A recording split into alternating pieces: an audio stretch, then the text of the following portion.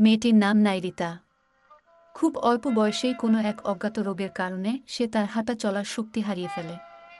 সৃষ্টিকর্তার উপর ভরসা করেই সে সুস্থ হওয়ার স্বপ্ন দেখে। ডাক্তার তাকে সান্ত্বনা দেয় যে সে একদিন আবারও হাঁটতে পারবে। একদিন নাইরিতা তার বাবা মায়ের কোলে শুয়ে ঘুমাচ্ছিল। হঠাৎ স্বপ্ন দেখে সে একটি ফল বাগানে খেলা করছে, আর সকল সুস্থ বাচ্চাদের মতো দৌড়াতে পারছে, তার পোষা বিড়ালটির সাথে খুব ছোটাছুটি করছে। দৌড়াতে দৌড়াতে তারা একটি নদীর পাড়ে চলে যায়। হঠাৎ দেখে পানির ভেতর থেকে একটি মৎস্যকন্যা ভেসে উঠছে। অতঃপর মৎস্যকন্যার সাথে নাইরিতার এবং বিড়ালটির বন্ধুত্ব হয়।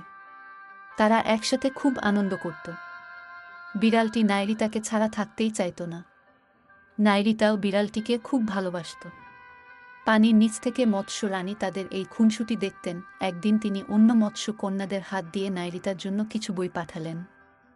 এর মধ্যে একটি ঐতিহাসিক বই আছে যেটিতে মৎস্য রানীর চিকিৎসা জ্ঞান লিপিবদ্ধ ছিল, যা থেকে নাইরিতা খুঁজে পেতে পারে তার সুস্থ হওয়ার রহস্য।